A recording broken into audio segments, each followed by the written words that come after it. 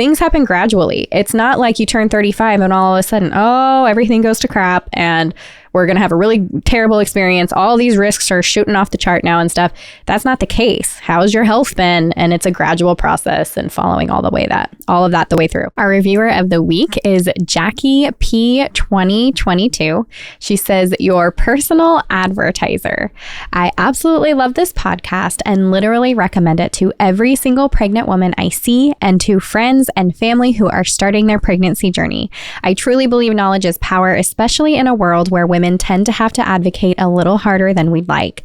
I have a 16-month-old and my husband and I are starting our journey of adding another babe, so naturally I need to re-listen and listen to all the new episodes. Words can't describe how much I love the podcast. Keep doing what you're doing and know your work is caps so appreciated. Thank you, Jackie. Greatly appreciate your kind testimony and the opportunity that I have to talk to you guys here. I absolutely love that you've got a 16-month-old and you are already planning for that next one. That's super fun. I loved having my babies close together. And anyways, congratulations and good luck. And I will see you in the birth course, I'm sure. And I can't wait for you to listen to all the awesome episodes. Today's podcast episode is actually based off of some questions that I've gotten recently on Instagram. And honestly, these kind of just come in cycles like this. And this is a super common thing that women are curious about. And that has to do with being pregnant over 35, kind of that advanced maternal age, or there are other really fun terms that people call it, like geriatric pregnancy, which is just so rude. There is a time to be called geriatric, and then it is a respected moment. Pregnancy is never part of that. Like if you can get pregnant, you are not geriatric. So a couple of the questions that we got though had to do with, if this is the case, what does it really look like? So I'm going to read a few. One of these came from Christy, and she was talking about advanced maternal age. She wants to know all the research and maybe any hooey that goes along with that, which I love. And then this one's from Kelsey. So if you guys are listening, like shout out to you and thank you for talking to me in DMs or shooting me an email, because then I can talk directly to you on here, and that's super fun. She said, do you have any thoughts on NSTs, which those are non-stress tests, for low-risk women who are 35? Should I do the non-stress test or just try to monitor my baby's kicks myself? I'm going to cover both of these today, but I'm also going to go a little bit deeper than that for everybody that is listening. So particularly if you are currently 35 and pregnant, 35 and older or pregnant, or you just know I'm going to be having babies for a while. You could be 22 years old and you're like, I am still planning to be having babies till the day I die. Obviously, this episode is going to be for you. So hang in there, stay with me. And even if you're not, this is an episode that I think is just good to have information in the back of your mind. We're going to go over induction and a couple of other things, providers and different ways that they care for their patients. But two, I think it's just really good information to have in case you know somebody or you plan to come up with that on yourself. So with that, let's kind of dive into this advanced maternal age. So this is a term that is used for women who are generally 35 and older. Some providers will say 40 and older, but typically it's going to be around that 35 mark. Now, according to ACOG, and I will have you know, I have read tons and tons of research about this, and it's super fascinating. It's really good, strong information that is out there. It's interesting to me to see how that information is used, particularly by providers in a hospital setting with women who are pregnant in that age range. So I want to kind of debunk a couple of things today, but I want to go through that information. Anyways, so ACOG, which is that American College of Obstetrics and Gynecology, they're kind of this like body of information, and they set this bar for actual knowledge, and they give recommendations for providers, but also like for women like yourself to be able to research and understand some evidence behind it and stuff. And they give recommendations. So they have articles that are on their website. I'll put a link for ACOG in the show notes so that you guys can go and check them out as well. But it's one of those things. They are not like the end all say all, but they are a respected body to be able to reference to, especially if that reference is in your favor or with what you're feeling about your care. Like you're intuitive, like, no, this is how my care should be, or this is how, this is what I'm feeling about whether that's induction or any tests and procedures coming up. it is nice to be able to lean on what ACOG says as one source for you to be able to grab from and take with you. So they talk about that the age cutoff is based on evidence of a couple of things. One is declining fertility. So as you get older, your fertility declines. And then concerns surrounding certain increased risks for genetic abnormalities. And that's what they state. I know that a lot of concerns too are going to come from miscarriage and stillbirth as well. But let's start with that declining fertility, because this is something that happens as we get older. The truth is that when we are born with all of the eggs that we will have our entire lives. And it's kind of funny that we're talking about this because I literally had this conversation with my boys this week, and I don't necessarily remember why that conversation came up. I think we were probably talking about things like drugs and alcohol and all of that kind of stuff that you talk about with your like teenage kids to really be clear about the decisions that they're making. We were talking about how sperm regenerates and all this kind of stuff, and you guys get fresh new stuff all the time. But for women especially, like they're born with all of that. So anything that their moms did, during in their life and during like while they were pregnant with that baby, like is going to affect her eggs, and anything that this mother when she's born, this baby when she's born, everything that she does until she has her baby, like it all has an effect on our bodies and on our eggs. So that is true and a reality. So obviously, as you get older, you have less eggs, so there's less chance of fertility. And then it's said that as those eggs, because the eggs themselves are older, not because the body is older necessarily, but because the eggs themselves are older, they have a higher chance of having some abnormalities in them just from being an older egg. So those are that's information. Now, I am going to link also in the show notes, if you are curious about fertility, you want information about like natural methods and how to get pregnant and all that kind of stuff, or how to track your fertility, particularly if you're getting older and you've been trying for a couple of months, I'm going to link that episode in the show notes as well. So you guys can go and check on that all you want. As far as the genetic abnormalities go, there are certainly increased risks, specifically the one that I know will be on everybody's minds will have to do with Down syndrome. And that is true. There is an increased risk of Down syndrome as you get older. For example, when you are age 35, you're looking at a 1 in 294 chance versus a 1 in 1,000 chance at age 25. So that is something to consider. I'm going to put along with this, though, because we're going to talk about miscarriage and stillbirth as well, that some of that may even be part of the reason for miscarriage and stillbirth. Sometimes what can happen is our bodies detect certain abnormalities or things that just are giving off a signal that it's not in the normal range of whatever, and that can be why stillbirth or miscarriage can happen. So that is one of those factors that may be a contributing factor to things like stillbirth and miscarriage, as they say, because of the age of those eggs and any abnormalities that might exist that could increase those things like stillbirth and miscarriage as well. Now, keep in mind too that when we're talking about especially things like stillbirth, miscarriage, that kind of stuff, that our bodies also are older during that time. And depending on how we take care of our bodies, or maybe hereditary stuff or whatever that we're dealing with, and that includes things like preeclampsia, high blood pressure, diabetes, kidney disease, lung stuff, all of that kind of thing, that can also put you in a high risk category, having nothing to do with you being age 35. Separate from all of that, that if you were 25, these could still put you in a high risk category.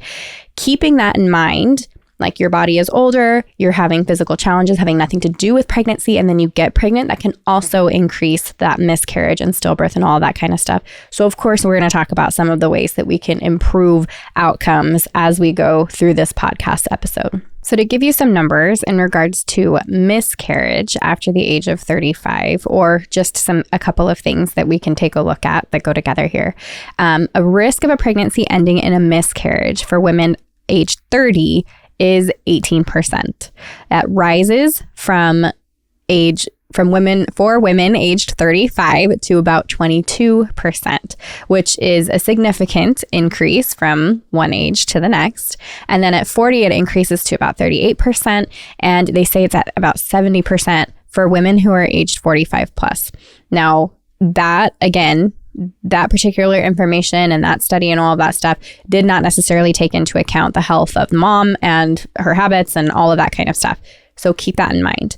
So for example, one study found that women who were aged 18 to 34, so this is all before you're hitting that 35, they had a stillbirth rate of 1.7 for every 1,000 births. And then once they hit that 35, they did this from 35 to 39, that stillbirth rate went up to 2.2 per 1,000 births. And then people 40 and older, women 40 and older, had that stillbirth rate of 3 per 1,000 births.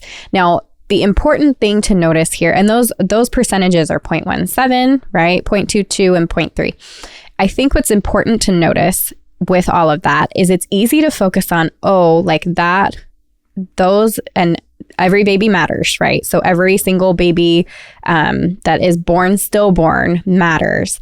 And all of the babies that were born healthy matter too, especially when we're talking about evidence and looking at what is the safe thing for me to do as a mother while I am pregnant and making decisions for myself and my unborn baby. And so I think it's really important that we can look at those tiny increases there and say, I notice that there's some significance here. And it's okay to say, and the other 998 children were all born healthy, all within those age ranges. Does that make sense? Really, when we're talking about studies and numbers, how you read the information and internalize it, or even flip the information, makes a difference. So I wanted to make sure I said that right here so that those that are listening are okay, yes, I'm getting all the information and all the details. And am I processing it correctly for myself, my baby, my birth, my, being able to talk to my provider and all that kind of stuff. I think that's really important. They do say that the risk of stillbirth continues with each subsequent week of pregnancy as well. So now here's where a lot of the interesting information comes out. So a lot of times you hear if you've got a mom, well, right now you guys are all dealing with this, whether or not you were age 35 or not, if you were listening, somebody is probably going to offer you induction at some point in time during your pregnancy, and it'll probably be around 39 weeks. So that's important for you to know. And there's an entire episode that we did on the Arrive trial, and I will link that here as well, because that is definitely a good one to listen to.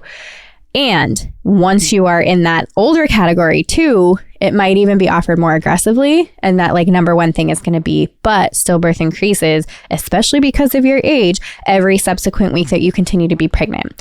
And again, yes, that is true. And the percentage is very low. And so when they do these studies, what I really like to look at is the truthfulness of, yes, there is an increased risk if I stay pregnant that this could happen. And in order to make sure that that didn't happen in the way of induction, you would have to do so many hundreds of inductions to save one baby. And with all of those inductions, then there are other increased risks for things, which right now they're saying studies don't necessarily show increased risk once you do induction for cesarean birth and stuff like that. But even in regards to how a mom feels about her pregnancy and labor during that time, how she was treated, the mechanical nature of things, the emotional side of things, the spiritual effect that it has on mom, all of that included may not be worth it. Now, it's also really important that you guys have this information so that you can make choices for yourself, because I can't tell you what the best outcome for you and your baby is going to be. And I'm not going to be the one living with that decision. You will. And that's important to remember when you're speaking with your providers too. If you have some certain intuition, if you have a feeling about things, if you're feeling a certain way about your body in this situation, that matters, because in the end, it is not your provider, even a good, nice, well-meaning provider. That is not the person that's going to have to deal with whatever happens. It will be you, and you will have to be able to feel comfortable and happy and joyful with the decision that you made for your body and your baby during pregnancy and labor. So, and no pressure on that, right? But that's the reality of it. In the end, that is what we are left with. And that's why it matters so much that we have good information and we make good decisions for ourselves, and that we're the ones in charge of those decisions. So all of that is just food for thought there. The other thing that I wanted to mention here is the newer studies that we have, because we have gotten better as a society about how we take care of our bodies, the knowledge that we have regarding things, even the healthcare in general, and how involved they are and keep track of things. And just we've gotten better as a society about being healthier and all of that. Because of that and the way that we take care of pregnancy now, if you are specifically healthy and low risk, then those numbers are very, very minimal. And even if you have some of those other struggles, we are still better today at having less of a risk of stillbirth and other complications like that because of the way that things have advanced. And that is really positive. You have to remember, oftentimes, and this is very much the case, especially in the medical field, information that's given to providers at the time is the studies that are done are not done necessarily that year with all the information. A lot of times these are pulled back even into the 50s and 60s, and all that information is gathered up, and then we make percentages and averages and all that kind of thing.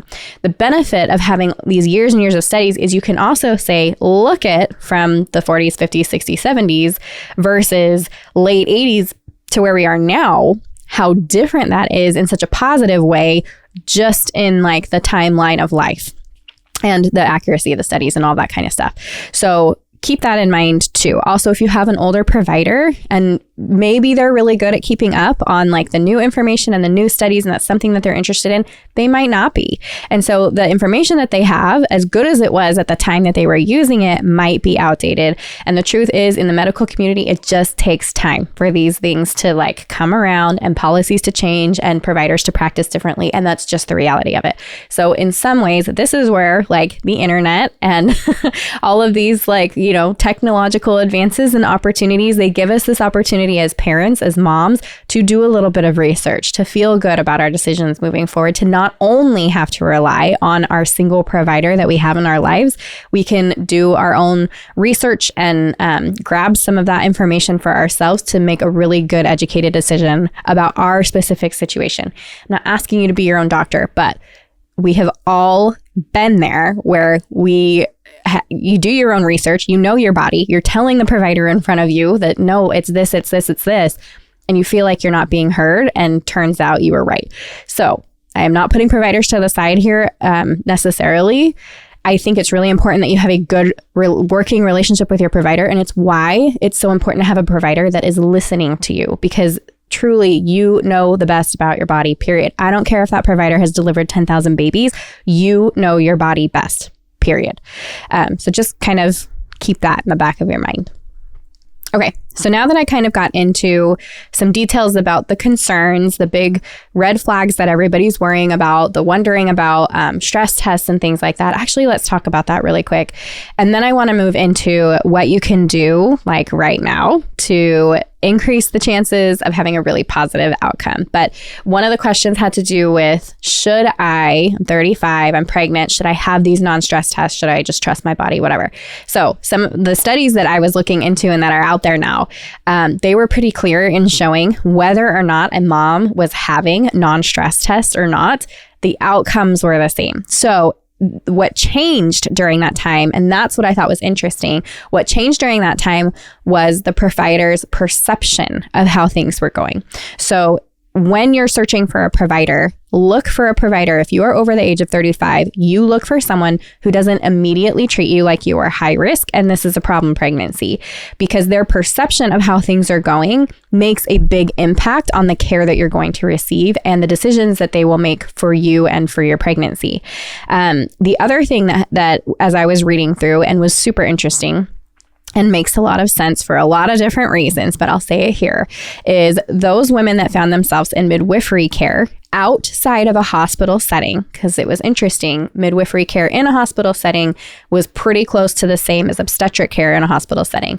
But midwifery care outside of a hospital setting specifically had much lower rates, significantly lower rates of stillbirths, miscarriage, other interventions, cesarean birth, obviously, but crazy things that happened, hemorrhage, all that kind of stuff, no matter the age, but including women who were age 35 and over.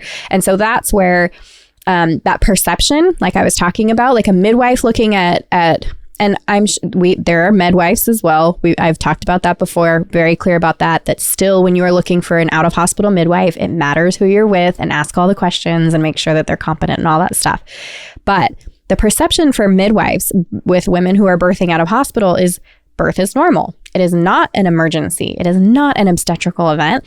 It is natural and normal and a part of life, and your body is built to do it. And we're just going to trust the process. And I'm here in case anything goes wrong or if you need help and support along the way.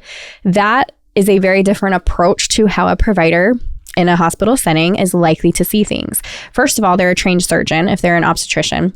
And even as a midwife, they are trained differently when you are trained as a CNM versus a CPM or a DEM, certified professional midwife or direct entry midwife, women who practice midwifery outside of a hospital setting versus having to be a registered nurse prior to becoming a certified nurse midwife. They have seen things differently. And that's not to say you can't have a great CNM who treats things very naturally and all that stuff. Obviously, I'm going over averages and all that right now. But the way that they perceive the birth process can change their recommendations, their support, the way that they speak to you, the way that they trust your body, the way that they trust you in trusting your body. That can all change depending on your provider. And so if you come into a provider and you're 35 and they're like, well, you are high risk, it's like the first conversation you have. We do have a geriatric pregnancy here. So let me tell you about how things are going to be a little bit difficult for you versus somebody who's like, yeah, you're 35. We'll keep an eye on things, but it's no different than 34, when you were a year ago from now.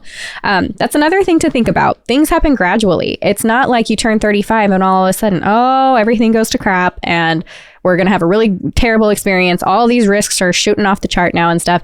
That's not the case. How's your health been? And it's a gradual process and following all of that the way through. But making sure that you're with a provider whose perception is going to be spot on.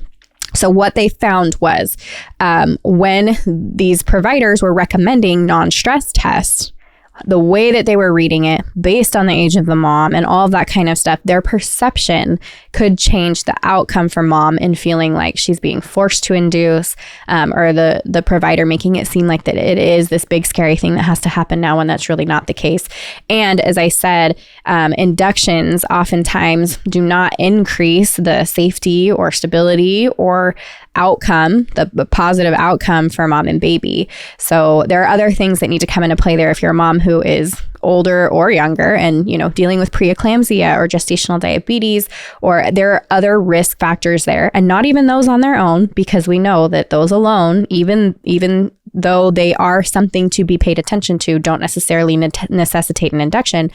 All of those things it's just part of the process and the thinking of the provider. And so that is why it's important to be in charge of your situation, but have a provider in your corner. You want somebody that's going to be cheering you on, giving you good information, someone you can work with, who has you and your baby's best interests in mind and allows you to be a part of the process.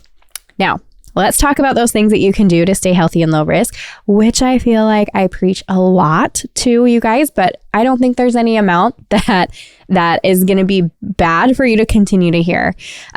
More importantly, what I want you to take away from this podcast episode is you have a lot of power in how your pregnancy goes, period. Because all of those situations and studies and information and percentages and whatever aside, if you are doing your part to remain healthy and low risk, which looks like eating a healthy, well-balanced diet, getting tons of protein during pregnancy, 100 grams plus a day, if you can do that, drinking tons of water to where you are peeing all the time. It is a pale yellow. You are never thirsty, and you are exercising regularly, meaning you are moving your body and getting your heart rate up for at least 20 to 30 minutes a day.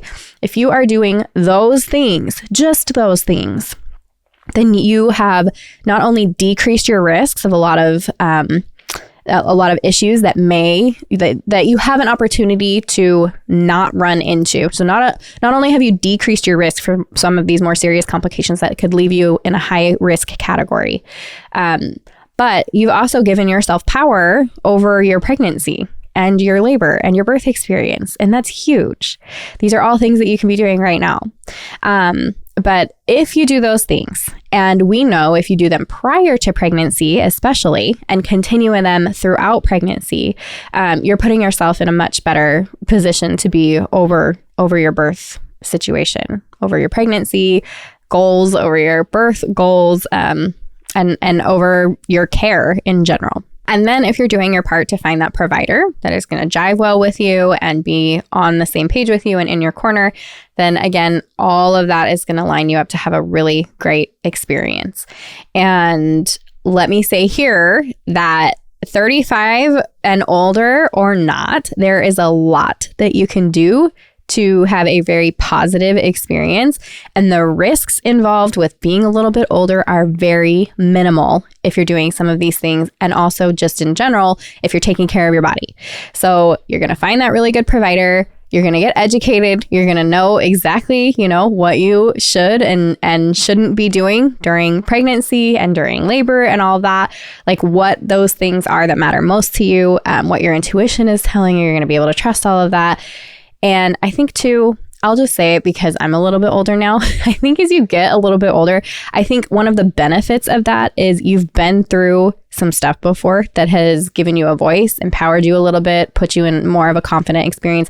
And maybe that's not you, but I do think that as you get older, you just get a little bit wiser and you're more willing to speak up for yourself. However, if you are listening and that's not the case, then it's really important to have somebody, whether that's your birth partner, maybe you have a doula, maybe you have a mom or a sibling or a friend that can help you work through this so that you do feel confident, so that even though you now have all this information, you feel so good about it, that when you go to that provider and that provider says, yes, but don't you know you're older and your baby could die if you go to 42 weeks, that you are able to say, okay, that was information that provider just gave me, and I am so grateful for that information. I recognize it. There it is over there. And I know all of this positive research and information that is also totally true, and I can grab from that because that's what I'm choosing to do. Now, if you along the way decide for whatever reason, I feel like I would like an induction, I feel like I would like to move forward with whatever this provider is recommending during labor or whatever the case, as long as you are part of that decision-making process and you get to listen to your body, you get to listen to that intuition, then by all means, make those decisions, but make the decisions with confidence. Make it with empowerment. Make it with the knowledge that you have, not because you are scared. Decisions based out of fear are never the ones that bring us joy, right? So as long as you are making good decisions for yourself and you're in charge of that process, then do it. That is the way to do it. I know a lot of moms want to know, if I'm over 35, how is this going to affect my birth plan? And the truth is, it really shouldn't affect it a lot if you have that provider and everything like we've talked about. And then as far as the induction stuff goes, I think that's if you are looking for a provider even right now, and I'll include in this episode the list of provider questions too.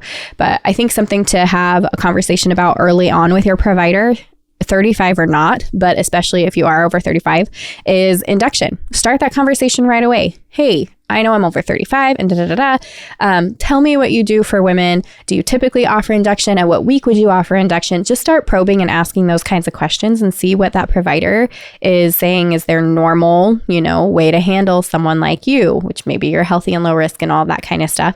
Or maybe you do have gestational diabetes or something else like that. What is their response to you? That's a really important conversation to have. And earlier is better because then you can meet with other providers if that conversation doesn't go wrong. The trickiest part, I think, with being on the same page with a provider is, and I've seen it with doula clients quite a bit, but you meet with a provider early on and it seems like you guys are just on the same page and they get you and it's going so great. And then all of a sudden, later in your third trimester, they say something or bring up something or recommend something that you're like, whoa, like that just made me feel like I was touching a hot frying pan, snap back and revert into myself and where did that come from? Have those conversations, ask the hard questions prior to being in a place where you're like, I'm too far along. I cannot deal with having to find another provider right now, or whatever else would be going on in your mind. Have those conversations early on so you can have good feedback from your provider. So if you need to find a new one, that you can. I also want to encourage you to, if you are over the age of 35, you can still have an uncomplicated, unmedicated birth if that is what you are looking for. I will say, based off of research and just personal preference, I guess, from dealing with other women professionally as a doula, I do believe you have a greater chance if you have a really great provider. And oftentimes that can come from an out-of-hospital midwife. So absolutely, if you feel safest and happiest in a hospital setting, do that. If you haven't thought of, or you're curious about at all what it would be like to work with a midwife in an out-of-hospital setting, just go interview them. Like, you don't have to hire them. You can just go and talk to them. But I think it is so magical and incredible to be able to like compare the two. Like, if you've always been with hospital providers, and there's nothing wrong with that, totally nothing wrong with that, go interview an out-of-hospital midwife and just see how you feel. Like, see how it feels to have somebody talk to you in such a way that is like, oh my gosh, yes, like birth is normal. This is normal. There's nothing to worry about. Like, it's just all part of the like body's process. Really, like, me saying it to you right now is not even close to the same as you meeting with a provider and having them instill that confidence just by their confidence in knowing that it's normal. Like, when you experience that, you will just be like, whoa, I didn't know. And that's like one of my favorite things. When you guys come to me and you say, oh my gosh, like, I'm so glad I changed providers because I was dealing with this provider and it seemed like they were totally fine and I was happy with them and whatever. And then I decided to interview this other provider and it was like night and day. And I'm like, yes, like, you don't know until you go and try to interview someone else. Like, just go through a couple different providers and interview them and see what I mean. Even when you feel like things are great, trust me, like, it's so interesting. Anyways, okay, that is the episode for the day. So thank you for joining me. I absolutely loved connecting with a couple of you off of Instagram and turning that into a podcast episode for today. Definitely check out the links in the show notes. There are a couple downloads, and there's just some locations that you can go for different podcasts and some of the studies that we used when I was creating this. So yes, until next week, have a great one.